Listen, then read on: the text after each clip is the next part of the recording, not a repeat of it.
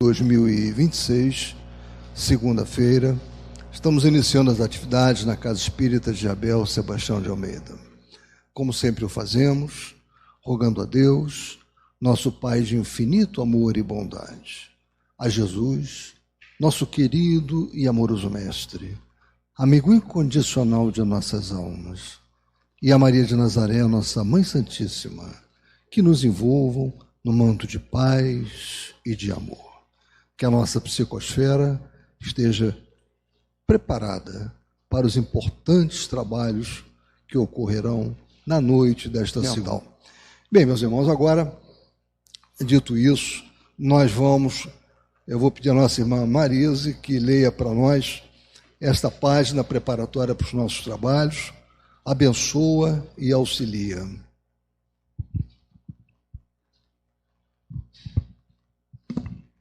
Boa noite. Abençoa e auxilia, do livro Coragem, pelo espírito de Bezerra de Menezes, uma psicografia de Francisco Cândido Xavier. A vida oferece infalível receita em favor de nossa paz. Se a incompreensão nos aflige, abençoa e auxilia. Se a discórdia ameaça, abençoa e auxilia.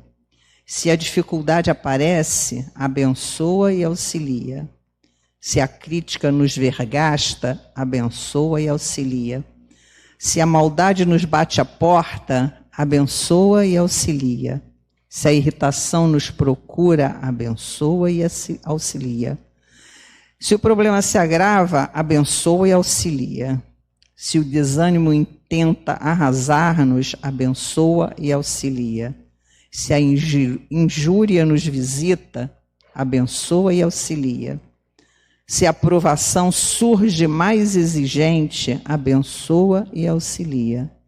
Se o afeto de alguém nos abandona, abençoa e auxilia. Ainda mesmo nos dias em que a lágrima seja a única presença em nosso coração para o trabalho a fazer, abençoa e auxilia sempre, porque abençoando e auxiliando estaremos em toda parte com o auxílio e com a bênção de Deus. Bom estudo, muito bom, né?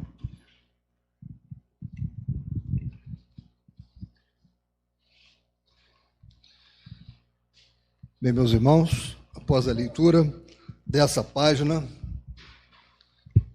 que nos estimula muito a reflexão, uma obra também que é uma obra de cabeceira, né? Coragem. Nós vamos prestar a máxima atenção ao nosso querido irmão Márlio Lanha, do grupo Rita de Cássia, que já é um antigo conhecido aqui, já é um ceasiano, como eu costumo dizer, né? Já faz parte aqui do nosso grupo. Que ele seja muito inspirado. Boa noite a todos. Jesus nos abençoe a tarefa. Boa noite também aos irmãos que estão nos acompanhando pela internet. É um prazer estar aqui na casa de Abel Sebastião, mais uma noite de estudos de doutrina espírita para o que ela tem a nos oferecer em recursos para que nossas escolhas possam ser melhores, para que o resultado dessas escolhas possa nos levar a uma vida espiritual de melhor qualidade. Quando Kardec se dá conta de que o intercâmbio com o mundo espiritual era real, ele dá assim uma luzinha na cabeça dele. Se nós somos seres carnais, finitos no nosso corpo, nós morremos, e existem espíritos do outro lado da vida corporal, com os quais nós podemos manter em contato, não é interessante, isso deve ter passado pela cabeça de Kardec, é o que saber como é que funciona esse negócio aí desse lado, Porque, afinal de contas, todos nós, um dia vamos morrer. E se nós vamos morrer, ou tem alguma coisa ou não tem. Só tem esses dois caminhos. Se não tem, não tem. Mas se tem, como é que funciona isso? Como é que é esse negócio aí? Como se a gente soubesse que vai ter que fazer uma viagem para algum lugar. Ora, eu vinha conversando com meu amigo Alcir, ele me deu uma carona generosa, e a gente vinha falando do Waze, né, de locais que nós gostamos, São Lourenço, Cambuquira, Visconde de Mauá, locais aqui muito simples, mas perto, porque a gente conhece. E aí um contando para o outro os locais, as coisas que tem lá, nesses locais. Água mineral em Cambuquira, em São Lourenço, Caxambu. A gente estava conversando sobre os locais. Quem estivesse ouvindo a nossa conversa e não conhecesse, já ia ter uma ideia. Não é verdade? Que tem que subir uma serra, que tem que... Né, uma série de estradas a pegar. Então, se alguém chegasse em Caxambu, ou em Cambuquira, ou em São Lourenço, depois de ouvir a nossa conversa, já estaria mais ou menos situado. Foi o que Kardec fez. Se eu vou morrer, pensando ele, isso aqui na minha cabeça, tá? Se eu vou morrer e vou para algum lugar, não vai ser com esse corpo, porque o corpo vai ficar. Então, como é que eu vou ter um corpo espiritual? Opa, que foi chamado de perispírito. Como é que funcionam as sociedades aí? Resposta dos espíritos, diferente de como funciona aí. Nós nos agrupamos de formas diferentes. Como assim? Na Terra, nós nos agrupamos de forma heterogênea, em termos de qualidades intelectuais e morais. Nós somos uma mistura muito heterogênea. Tem gente boa, tem gente maravilhosa, como nós aqui da sala, né? Acredita nisso. Tem gente má, tem de tudo. Porque nós estamos presos pelos nossos corpos. Mas no mundo espiritual, o corpo espiritual ele tem propriedades e qualidades diferentes do corpo material. Ele é um corpo energético. Matéria e energia no tempo de Kardec não se sabia que era a mesma coisa, mas hoje a gente sabe. Então é um corpo material, mas não matéria como nós entendemos. É um corpo energético. Ele tem frequência, vibração. Ele tem luz e tem cheiro, cor e cheiro. Quem está acostumado às leituras espíritas sabe, quando a gente vai ler lá André Luiz, que existem espíritos de luz, que emitem luz. Então eles têm luz. Tem locais que são agradáveis, cheirosos, espíritos que deixam cheiros de flores. E tem lugares escuros, fedorentos no mundo espiritual. Tudo isso fruto das emanações dos corpos espirituais. Se todos nós aqui estivéssemos usando o mesmo perfume, esse ambiente estaria perfumado. De acordo? Então, porque todos nós emanamos o mesmo perfume. A mesma coisa acontece no mundo espiritual. Os espíritos emanam perfume. Então, o corpo espiritual tem luz, ou seja, tem cor, tem cheiro e tem frequência vibratória. E é pelas frequências vibratórias que esses corpos se arrumam no mundo espiritual. Não é muito difícil entender isso hoje. Cada um de nós aqui, com quase toda certeza, tem um aparelho celular, certo? E esse aparelho celular se comunica por frequências vibratórias, né? Por ondas vibratórias, que se conectam com aquele que liga para a gente, com os quais a gente liga. Então aqui estão passando várias frequências, de todos os tipos. Só que nós não estamos conectados com ela, mas se pegar o aparelho e conectar, nós vamos ver as frequências que estão passando. No mundo espiritual, os corpos espirituais, por terem frequências, eles gravitam para as regiões compatíveis com a sua frequência. Não sei se eu estou me explicando bem. Aqui a gente está preso pela gravidade, todo mundo igual, no mesmo plano. No mundo espiritual a gente se separa. E o que dá frequência maior ou menor ao corpo espiritual, para fazer com que ele vibre mais ou vibre menos? A qualidade moral. Ou seja, como ele faz as escolhas. Pessoas boas fazem escolhas diferentes de pessoas más. Então a qualidade da escolha determina a qualidade da vibração do espírito. Então as colônias espirituais, elas são formadas por espíritos mais ou menos da mesma faixa vibratória. Se é mal, todo mundo é mal. Se é bom, todo mundo é bom. Ah, é igual? Não. Parecido, próximo.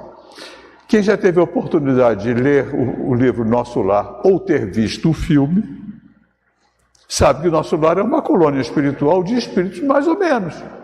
Não são espíritos maravilhosos. Tem os maravilhosos que são os responsáveis, os ministros, os responsáveis. Mas a população é mais ou menos igual. E é melhor que a da Terra. Não é um paraíso, mas é melhor que a da Terra. São espíritos melhores. Eu acho que quem já viu ou leu o Nosso Lar, pelo menos no que me diz respeito, se eu desencarnar e for para Nosso Lar, já está de bom tamanho. Vou ficar satisfeito, mesmo que eu vá de maca, sei lá, lá dentro eu me viro. Então, não é um local maravilhoso. Tanto não é maravilhoso que a mãe de André Luiz estava numa colônia superior à colônia Nosso Lar, porque ela era melhor do que a maioria da pessoa que estava ali. Então, essa separação por qualidade moral levou Kardec a perguntar aos espíritos: espera aí, então é por escolha? É. Então, tem um padrão para fazer escolha que me garanta uma vida espiritual melhor? Qual é o padrão? Qual é o gabarito? Aí, o que os espíritos respondem para Kardec? Tem. Questão 625 do Livro dos Espíritos, é Jesus. Jesus no sentido de que o Evangelho de Jesus como sendo uma cartilha comportamental. Porque na realidade o Evangelho é isso. Não fazendo nenhum reducionismo, bem entre aspas, o Evangelho é o modelo de comportamento proposto por Jesus que garante o quê? Uma vida espiritual de qualidade. Ou como ele chamava figuradamente, o reino dos céus. O reino dos céus se assemelha a... Então ele fala sobre escolhas. Todo o ensinamento de Jesus, todo, é focado em vida espiritual e não em questão material. Jesus não deu nenhuma receita de bolo, não ensinou a como construir um prédio, não ensinou a fazer investimento. Jesus focava em vida espiritual. E por que ele focava em vida espiritual? Porque nós somos espíritos temporariamente num corpo de carne. Quando Kardec percebeu isso, que tem um padrão de escolha para fazer escolha, ou seja, tem um gabarito, tem um roteiro para fazer escolha, ele começa a desenvolver a parte terceira do Livro dos Espíritos, que são as leis morais. E da parte terceira do Livro dos Espíritos, ele vai para o montar o chamado Evangelho segundo o Espiritismo, que é o terceiro livro da codificação. O primeiro livro dos Espíritos, dividido em 4 partes. Depois essas 4 partes vão ser exploradas por Kardec nos próximos 4 livros. E o livro 3, que é o Evangelho segundo o Espiritismo, ele é um desenvolvimento da parte terceira, que são as leis morais. A regra do jogo da vida. E aí ele vai falar, no Evangelho segundo o Espiritismo, qual é o objetivo da obra. Por que ele fez esse livro? No início ele pensou em dar um outro nome. Ele pensou em dar o nome de Imitação do Evangelho. Mas aí o seu editor disse para ele, não faz isso não, Kardec, isso aí não está muito bom, esse nome está esquisito. Tá? Muda esse nome aí, porque esse nome não está legal. Não tá, vai arrumar encrenca. Aí ele então mudou para Evangelho segundo o Espiritismo. E aí eu quero falar, o que eu separei para a gente conversar, pensar um pouco, e convido vocês a lerem em casa, é a introdução do Evangelho segundo o Espiritismo. Quando ele vai falar o porquê ele fez, e como ele fez, e de que jeito ele fez. Está na introdução. Como é que ele montou o Evangelho? Porque só temos o Evangelho. Mas o Evangelho de Jesus, narrado pelos evangelistas, e depois o Novo Testamento, e depois dos Evangelhos, nós temos Atos dos Apóstolos e as cartas, Paulo, de Pedro, de João, e depois o Apocalipse, de Tiago, depois o Apocalipse, está montado meio que de ordem cronológica, de acordo com as informações dos apóstolos. E Kardec diz, cronologicamente não adianta. Vamos montar isso de uma outra forma. E ele vai explicar. E por que ele fez isso? Logo no primeiro capítulo, no primeiro parágrafo, ele diz o seguinte, as matérias contidas nos evangelhos, ou seja, o que está nos evangelhos, podem ser divididas em 5 partes. Os atos comuns da vida do Cristo. Jesus esteve na casa de Pedro, curou a sogra, andou no barco. Os atos comuns. Os milagres, ou seja, as chamadas curas de milagres. As predições, onde Jesus falava, Israel. As palavras que serviram para o estabelecimento dos dogmas da igreja. E o ensino moral. Aí ele vai falar o seguinte, as 4 primeiras partes, atos comuns, milagres, predições e palavras, foram motivo de inúmeras controvérsias. Jesus subiu o monte ou desceu o monte? Faz diferença. O que importa é o que ele falou no monte. A multiplicação dos pães, eram 2 pães e 5 peixinhos ou vice-versa? Faz diferença. Não faz diferença. As palavras que Jesus falou na cruz, faz diferença? Não faz diferença. Para Kardec não faz. Porque é motivo de controvérsia. Se você for lá ver nos evangelhos, tem agora me esqueci, não peguei o nome, não sei se é Lucas ou Mateus, Jesus morre deixando João aos cuidados de Maria e Maria aos cuidados de João. No outro ele morre sofrendo, mas qual dos 2? Provavelmente os 2. Aí o que Kardec fala? São objetos de controvérsia, porém o ensino moral, esse não dá para ter controvérsia. Então ele vai focar no ensino moral, o código divino, onde a própria incredulidade se inclina. É o território onde todos os cultos podem se encontrar, no ensino moral. A bandeira sob a qual todos podem se abrigar, sejam quais forem suas crenças, porque ela jamais foi motivo de disputas religiosas, levantadas sempre e por toda parte por questão de dogma. O ensino moral, ele não tem discussão. O que ele pode ter é ser desafiador para a nossa evolução. As propostas do ensino moral de Jesus, ou seja, comportamento que ele propõe para que a gente possa alcançar a vida eterna, ou seja, o mundo espiritual de melhor qualidade, leva necessariamente a uma revisão de comportamentos que nós temos, de escolhas que nós fazemos, de hábitos que nós temos. Necessariamente leva a isso. E mudar um hábito leva a um esforço. Mas o ensino está ali. Então, se você tem um aparelho celular O ensino para usar aquele aparelho é igual para todo mundo. O desafio é que vai depender da capacidade de cada um usar aquele aparelho. Para uns é molezinha, para outros é um suadouro. Porque o ensino é o mesmo.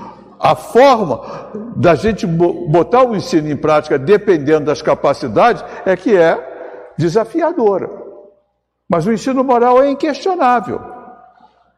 E ele é para todos os homens. É uma regra de conduta. Olha o que Kardec diz. O ensino moral de Jesus é uma regra de conduta abrangendo todas as circunstâncias da vida privada ou pública. O princípio de todas as relações sociais fundadas sobre a mais rigorosa justiça. É, acima de tudo, o caminho infalível da felicidade que há de vir. É levantar uma ponta do véu que oculta a vida futura. Gente, isso é fundamental. Não sei para vocês, como vocês possam pensar. Nós vamos morrer. A vida futura é a vida na continuidade da existência. A vida, na realidade, é uma só. As nossas existências é que são diferentes. Se eu quero ter uma vida de qualidade, não é negociando, que aí vem o estabelecimento dos dogmas. Não é fazendo confissão para padre, não é achando que Jesus morreu na cruz para me salvar, é mudando o comportamento que está me tirando desse caminho de felicidade. É entrando na rota que ele propõe, que é desafiadora. Estava conversando com o Alcir, na nossa conversa aí na carona generosa que ele me deu, que a gente falando da serra, tanto para Cambuquira, para Caxambu, tem que pegar uma serra lá, a Serra da Mantiqueira, que é uma serra complicadinha, e eu andei muito nessa serra à noite, morei em Teresópolis por um tempo, morei em Petrópolis, e normalmente nas serras costumam ter neblina, às vezes, épocas do ano que tem neblina, e neblina muito forte, muito forte. Às vezes, você não vê um palmo na tua frente. E eu estava lá em Teresópolis cortando o cabelo do barbeiro, e na cadeira do lado tinha um rapaz cortando o cabelo com o barbeiro, eles eram amigos. Em cidade pequena todo mundo se conhece. E ele estava contando que na noite anterior ele tinha pego uma neblina muito forte na Serra de Teresópolis, indo para Teresópolis. O pessoal de Teresópolis não fala neblina, fala russo. Peguei um russo muito forte. E ele estava contando que ele ficou tão forte que ele ficou meio perdido. E aí ele viu as lâmpadas, as lanternas de um carro na frente. Ele falou, opa, que é o que normalmente a gente faz na serra. Se a gente for caminhão, ônibus, então é mais seguro. Você vê o carro na frente, bom, ele vai na frente. E eu vou seguindo. Devagar. Porque se ele sumir, eu paro. Vai que ele caiu no precipício aí. É melhor ir devagar. Aí você vai. E ele disse, eu comecei a seguir o cara. E eu vi que atrás de mim colou um cara também. Pelos faróis, pelo espelho, colou um cara também. E eu fui seguindo o cara. E de repente o cara parou. Aí abriu a porta. Aí eu abri também. Aí fui lá falar com ele. Você quer fazer? Porque aqui é minha casa. Ele já estava abrindo a porteira. Tem umas estradas secundárias. O cara seguiu, o outro foi e tinha uns 5 carros atrás, tudo embolado na estrada errada. Que tiveram que manobrar, voltar. E eu pensei, seguir o guia errado. Quantos guias nós temos aí? Quantos messias ou propensos, os influencers? Agora chama-se influencer. Quantos tem que não tem nada a ver com a proposta de Jesus? E o pior é que quando você toma o caminho errado, não tem atalho, tem que manobrar e voltar tudo de novo para pegar a estrada certa. Então, se a gente tem um código, se ele tivesse no Waze, ele podia o cara entrar e você não entrava. Porque Não tá, o cara está entrando no lugar que não me interessa. Ele ia marcar. O Evangelho é o Waze espiritual, ou Google Maps espiritual.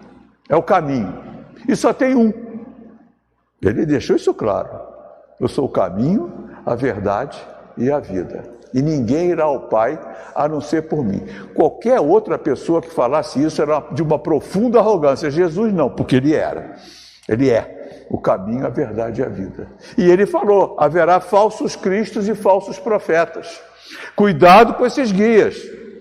Cuidado com esse conjunto de valores que não tem nada a ver com o que eu estou ensinando.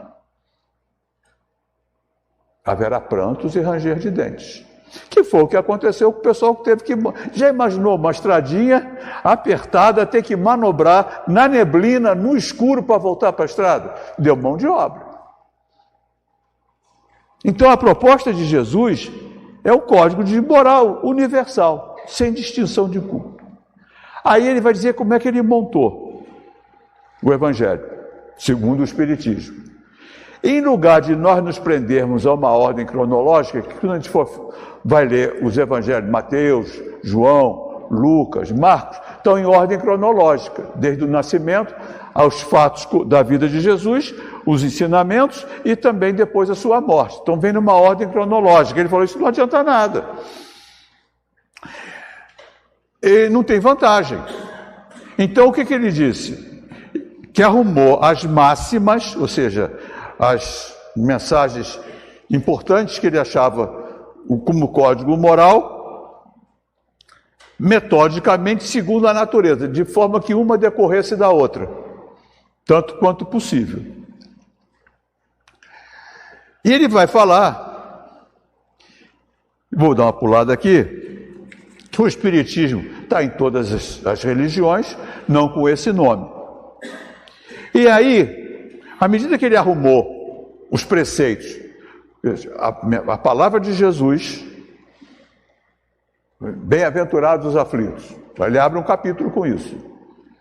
E aí ele vai botar o quê? Uma análise dele, uma reflexão de Kardec sobre esse capítulo, e depois as instruções dos Espíritos, que vai falar, corroborar aquilo que Kardec tinha feito como reflexão e a mensagem do Cristo. Então, o Evangelho segundo o Espiritismo, os capítulos decorrem um do outro, na medida do possível, e cada capítulo ele é aberto com uma máxima de Jesus, um ensino de Jesus, uma reflexão de Kardec e as instruções dos Espíritos. São 3 partes, mais ou menos isso, tá? E ele diz que a obra é para todo mundo. Não tem distinção de religião, de nada disso, tá?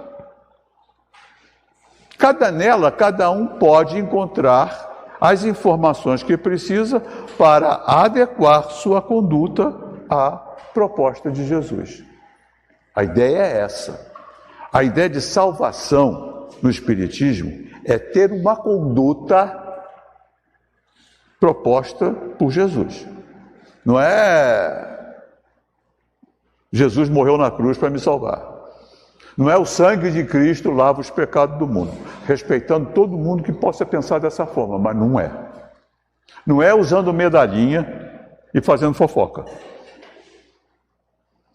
Não é sendo corrupto e depois ir para a igreja pedir perdão ao padre, ou coisa que o valha. É sendo correto. Dentro da proposta de Jesus, é fazendo o outro que gostaria que fizesse. Essa é a proposta de Jesus. Ela não é difícil de entender, mas ela é complicada de praticar, porque nós temos vícios comportamentais instalados há muito tempo, e mudar vício não é uma coisa simples. Aí ele vai falar, por que essa obra, a doutrina espírita, ela tem autoridade? Porque a doutrina espírita é considerada a terceira revelação. O Consolador prometido. Jesus prometeu um Consolador. Ele falou, tudo que eu disse, o Consolador vai virar um Consolador que vai acrescentar a tudo aquilo que eu disse. Mais coisas. Então ele não disse tudo. E esse Consolador, o Espírito da Verdade, virá em nome de meu Pai. Então ele promete um Consolador. Nós temos da primeira revelação, que é Moisés. Está marcado em um homem só. Acho que todo mundo vai mais ou menos lembrar que Moisés sobe lá o monte, recebe as tábuas com os 10 mandamentos, tá? E depois desce, está com os 10 mandamentos. Aí nós temos a primeira revelação, os 10 mandamentos. Depois nós vamos ter a segunda revelação, Jesus, com a sua proposta, que é o Evangelho. Mas ele diz que não falou tudo. E por que ele não falou tudo? Porque não dava para falar, porque ninguém ia entender. Por que Jesus deixou de falar? Vida espiritual. Ele só prometia reino dos céus. Ficou vago. E por que ele não podia falar de vida espiritual? Porque ninguém ia entender. Naquela época, até hoje é complicado. Naquela época ninguém ia entender. Então ele botou lá o reino dos céus. Porque o que a gente entende de vida espiritual, que está trazida pela doutrina bem explicadinho, muita gente acha que é fantasia, que isso não existe. E olha que está bem explicado. Então imagina no tempo de Jesus. Então a terceira revelação, o que a terceira revelação faz? Desvenda o mundo espiritual, mostrando o mundo das consequências. Aqui é o mundo das causas. Jesus falava de causas. E dizia que, mudando as causas, você muda as consequências. O doutrina espírita fala do mundo das consequências, que é o mundo espiritual, porque toda escolha tem consequência. Toda escolha implica em renúncia e toda escolha implica em consequências. Está aqui, é renúncia das outras opções que podíamos ter feito. Então nós fizemos uma escolha de estar aqui. Qual é o motivo dessa escolha? Cada um tem seu motivo, é pessoal. Mas para estar aqui, teve que renunciar às outras opções. Podia estar no mercado, sei lá, botando feijão de molho, vendo televisão, fazendo qualquer coisa. Mas renunciou para estar aqui. Estar aqui tem consequência? Sim, tem consequência. Qual é a consequência de estar aqui? São várias, depende de cada um, mas uma é igual para todo mundo. Conhecimento. A partir do conhecimento, nós podemos refinar nossas escolhas, mas isso é livre-arbítrio. O maço de cigarro está lá escrito, causa câncer. Tem uma montanha de veneno no maço de cigarro. Isso significa que a pessoa vai parar de fumar? Não. Ela tem que fazer um esforço. Mas ela agora já sabe das consequências. A pessoa que fuma, ela pode dizer, se tiver um câncer, e dizer, eu não sabia, não pode. De forma alguma ela pode, porque ela está informada. Ela não mudou o comportamento por qualquer razão, mas não foi por falta de informação. Então, se alguém aqui fuma, melhor parar, tá? Vou avisando, que vai dar ruim no mundo espiritual.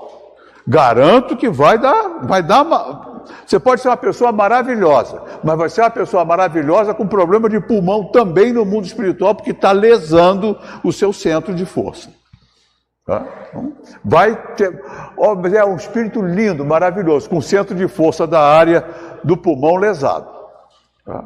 O que vai dar baixa qualidade em alguma área do mundo espiritual. E vai ter que voltar para resolver isso. Então, estou só dando um spoiler. Tá? Melhor parar logo. Vou dar um exemplo pessoal. Quase 40 anos que eu parei de fumar. Tem marcas no meu pulmão. Fiz recente uma tomografia. Um pneumologista, que eu estava com um problema, não é, graças a Deus, não é disso, mas ele mandou fazer. E aí, de cara, ele falou, você fumava, né? Eu falei, pô, mas eu tenho 40 anos. Mas está aqui, ó. Está aqui, as marcas estão aqui. Então, já estou avisando, para de fumar. Tá?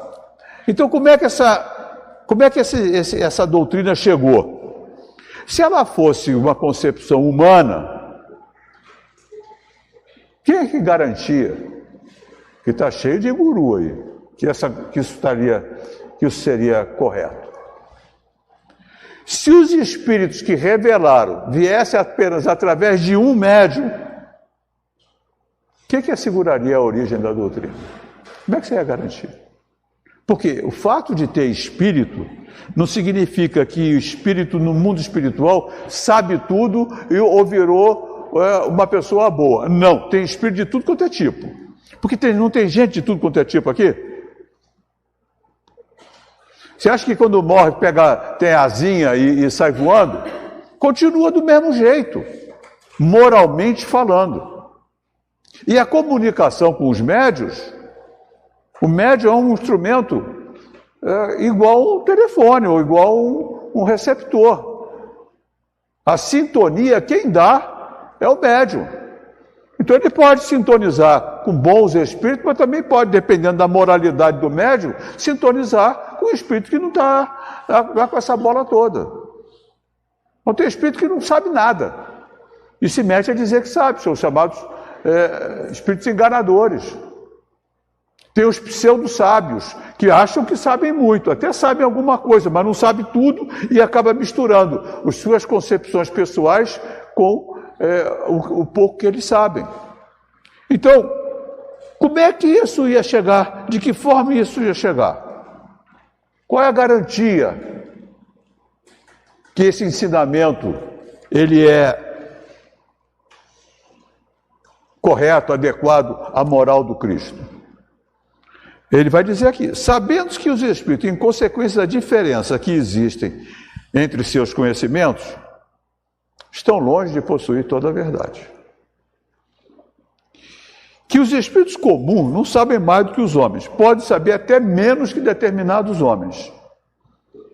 Que há entre eles, como há entre os homens, os presunçosos, os falsos sábios, que creem saber o que na realidade não sabem. Eu tenho quase certeza, não vou perguntar, mas se eu perguntasse aqui, agora,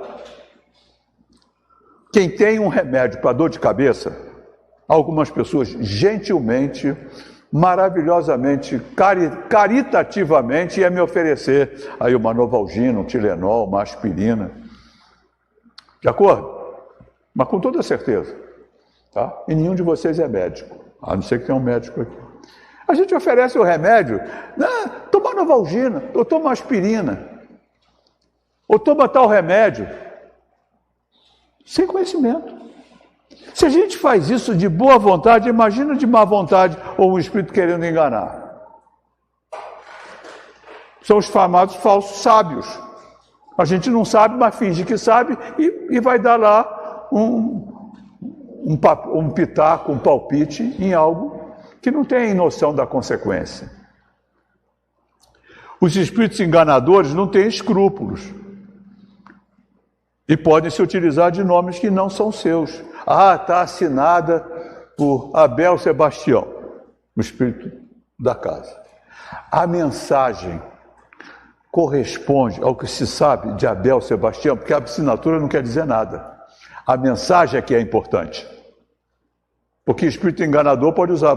Tem espírito que assina Deus. No tempo de Kardec tinha espírito que assinava Deus, assinava Jesus, assinava Maria, ou um nome respeitável, mas a mensagem não corresponde. Então, o primeiro exame que é preciso submeter a qualquer mensagem, a qualquer comunicação, venha de onde vier, venha porque médium vier. O primeiro exame que deve submeter, que venha dos espíritos, é o da razão.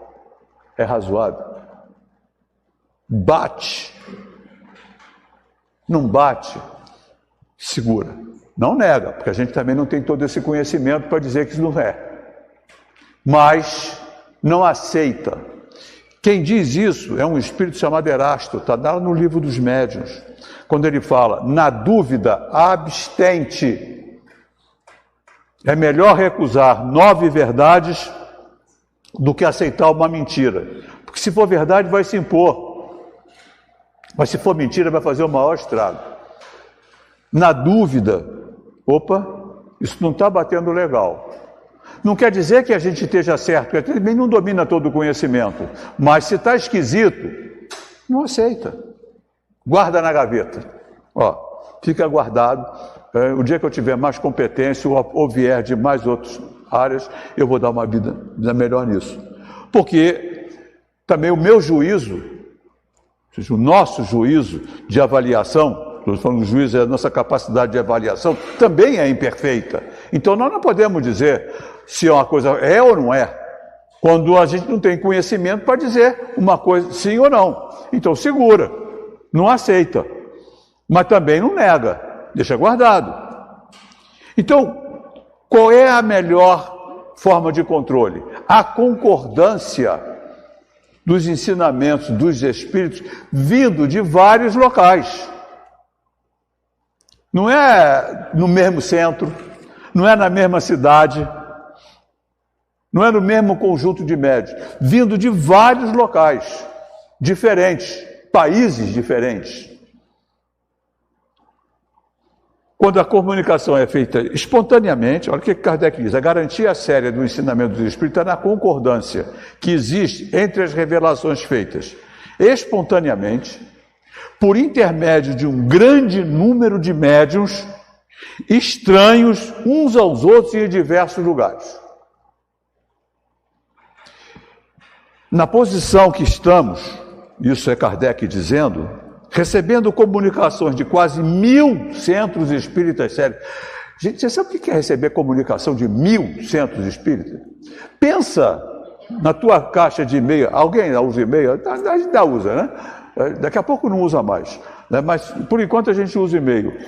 Já imaginou você abrir e ali o coisinha mostrar 1000? Eu desligo. Não, cara, 1000. Agora você imagina você se corresponder com 1000 centros espíritas, recebendo e mandando. É claro que ele tinha ajuda, principalmente da sua esposa, Dona Meli Boudet. Mas olha a mão de obra. Na época que nem caneta Bic tinha, era pena. Tinteirinho e pena. Escrever. Gente, é sobre-humano. Sobre-humano. Então ele conseguiu organizar isso, porque isso veio de várias partes do mundo. Quem tiver dúvida ou tiver curiosidade sobre isso, compra o livro A História do Espiritismo, escrito por Sir Arthur Conan Doyle, que foi o mesmo escritor das obras do Sherlock Holmes. Ele conta, nesse livro, ele faz um apanhado dos cientistas e dos centros de todos os países, jornais que noticiavam do mundo ocidental na época, toda a Europa e mais Estados Unidos. Então isso não veio de um homem só, isso não veio de um espírito só, isso não veio de um centro só, isso veio de mais de 1000. E ele foi selecionando, codificando. Aí que ele está dizendo? Isso não se trata as questões gerais. Porém, tem as questões particulares. As questões particulares, o nome está dizendo, é particular. Então, existem casas espíritas que você tem uma comunicação com a espiritualidade mentora da casa. Eu não sei se aqui tem, mas tem casas que tem. Uma casa que eu conheço é o Centro Espírita Leon Denis. Você, antes da reunião pública, no sábado, você tem um formulário que você bota a sua questão, seja de saúde, seja emocional, seja o que for. Você bota lá no formulário a sua questão. Depois da reunião vem uma resposta do mundo espiritual, dos espíritos daquela casa, mas é para você. Não é para incorporar aquilo da doutrina espírita ou aquela informação é sua, pessoal. Ou o espírito vai te dar uma orientação ou vai te dar algum tipo de informação para você. São as comunicações pessoais. Muito provavelmente aqui na casa podemos ter uma comunicação do espírito mentor da casa ou dos espíritos mentores da casa através de um médium para os médiuns da casa. Não é para o mundo, não é para os outros, para a necessidade dos médios da casa. Essas são comunicações pessoais, particulares. Essas não passam pelo controle, mas vai passar pelo razoável. Então, se o Espírito diz que a partir de amanhã, na próxima reunião, todo mundo tem que aqui vir vestido de branco, com uma rosa vermelha em cima da cabeça, porque assim a energia vai circular melhor. Está esquisito isso. Isso bate com a doutrina? Não. Então faça-me um favor, tem algum espírito perturbado aqui querendo perturbar a reunião. Agora, se o Espírito diz, olha, esse grupo aqui está precisando se unir mais, está tendo muita fofoquinha, está tendo muita encrenquinha, é possível que ele esteja certo. É possível que... Mas é o grupo. Eu não vou dizer, claro que não foi nessa casa aqui, que todos aqui são maravilhosos, mas em qualquer outra casa o Espírito vier dizer, olha, está faltando união, está faltando mais... olhar melhor para as pessoas que estão entrando na casa, chegando pela primeira vez, está faltando acolhimento. De vez em quando lá na nossa casa sai um negócio desse. Olha, fiquem atentos ao acolhimento. É uma casa maior, com muito mais movimento, não é grandona, mas tem muito mais movimento, às vezes pode escapar. A pessoa chega, entra, sai e ninguém nem reconhece uma pessoa nova. Pode escapar. Às vezes a espiritualidade fala, fique atento, pessoal da recepção, vê quem está chegando. Vê se é gente que, se você não conhece, vai lá e aborda. Está chegando na casa, faz uma recepção mais gentil, calorosa. Isso é uma informação para aquela casa. Então não é da doutrina. Então é preciso separar o que é da doutrina do que é particular, pessoal, ou às vezes para uma instituição. É esse controle que garante a unidade do Espiritismo. E aí uma outra questão, eu vou falar já para encerrar. Os espíritos superiores, ou seja, os espíritos da codificação, eles procedem com uma extrema sabedoria nas suas revelações. Eles só abordam gradualmente as grandes questões da doutrina, à medida que a inteligência está apta a compreender as verdades de uma ordem mais elevadas e que as circunstâncias são propícias para a emissão de uma nova ideia. Então não é uma doutrina fechada. Então quando a gente um professor vai ensinar alfabetização, vai alfabetizar um grupo, ele não vai chegar com uma obra de Machado de Assis, porque aquela turma não está capacitada para... Vai chegar lá, não sei como é que está as técnicas de educação hoje, mas lembrando lá dos meus tempos, é vovô viu a uva, alguma coisa do gênero. Para ir devagar. À medida que a criança vai... Eu tenho uma neta que está com 10 anos. A gente acompanha ela, neta, a gente vai estar sempre de olho. Quando começaram as primeiras letras, as primeiras contas, ela agora já está lendo, já está conversando, já está interpretando o texto. Eu me enrolo com esse negócio de ensino médio, ensino fundamental. Eu sou de uma geração que fazia pré-primário, primário, ginásio e científico, né? ou clássico. Então, esse troço misturou todo, mas eu acho que ela ainda deve estar no ginásio, 10 anos, possivelmente. Se não está no ginásio, está no último ano primário, contando pelas minhas contas. Tá? Mas ela já está num outro nível do que era quando pequena. Por que eu estou falando isso na doutrina? Porque eu já vi, às vezes a gente recebe, olha na internet, ou coisa que valha, Instagram, que às vezes recebe, sigo alguns autores espíritas e alguns palestrantes, e eu vi uma vez um questionamento que eu achei muito interessante, de uma pessoa dizendo, Kardec nunca falou de colônia espiritual na codificação. É verdade. E por que ele nunca falou de colônia espiritual? Porque se os espíritos falassem para ele de colônia espiritual, eu acho que ele era o primeiro a dizer, está todo mundo doido, eu vou embora, eu vou para minha casa. Porque não dava para falar Ainda era muito cedo para falar sobre como se formam, falaram que como se formam as sociedades, mas não falou que tem cidade no mundo espiritual. Até hoje é complicado para aceitar isso. Até hoje é complicado para aceitar isso. E tanto isso é verdade, que o primeiro livro aqui no Brasil, e o Brasil acabou sendo o país onde polarizou mais a doutrina espírita, que falava de colônia espiritual explicitamente, foi Memórias de um Suicida, na década de 30. Sabe o que o pessoal da FEB fez quando Dona Ivone do Amaral Pereira levou na FEB os manuscritos? Já está doida. Isso é apócrifo. Joga isso fora. Isso não existe. E ela voltou para casa. E aí ia jogar fora. Aí o doutor Bezerra, ela tinha uma relação muito grande com o doutor Bezerra, falou para ela: segura, deixa quieto. Anos depois, Chico Xavier traz a obra mais conhecida sobre colônias espirituais que nós temos, chamada Nosso Lar. Foi outro rebuliço, mas aí era diferente, era Chico Xavier.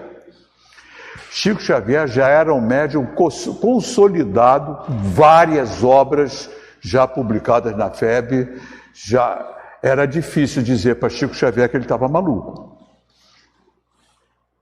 Mas deu um rebuliço no movimento espírita. Muitos ficaram, não é. Agora você imagina isso. Hoje a gente fala tranquilamente, mas tem gente que questiona. Tem gente que jamais aceita, acha que é ficção. Hoje a gente fala, sabe que tem.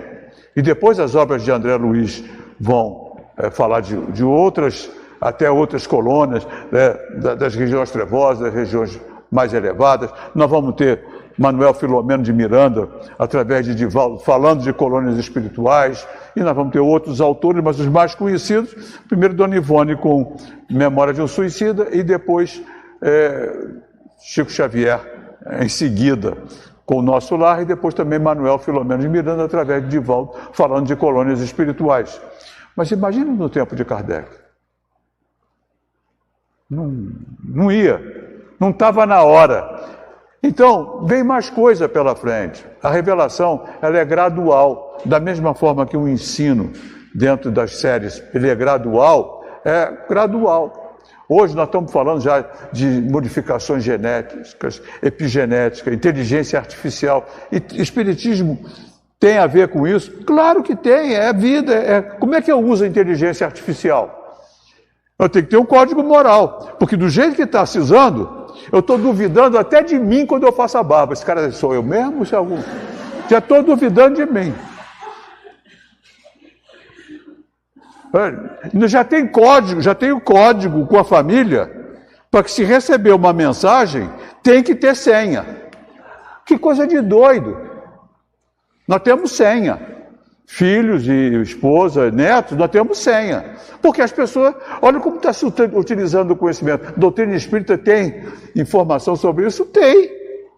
Genética, modificações genéticas que estão sendo feitas, alteração de sexo no embrião. Tudo isso, Kardec não tratou. Como é que ele ia tratar disso? Então nós temos aí novos publicações, espíritos trazendo novas informações para que a gente possa até se guiar e se orientar dentro dessa tecnologia que nós estamos hoje vivenciando. Então o espiritismo é uma ciência aberta. Agora, o controle tem que ser universal. Não pode ser um palpite de um só. Essa é a garantia que Kardec nos dá. Na dúvida, abstente. Mas não rejeita. Só guarda na gaveta e espera os acontecimentos para ver se aquilo pode ser utilizado e ter algum valor para o nosso crescimento. Já está na hora, se eu não calar a boca, não me convidam mais para falar aqui. Tá? E eu gosto muito de estar aqui. Tá? Obrigado pela atenção. Paz a todos. Muita paz.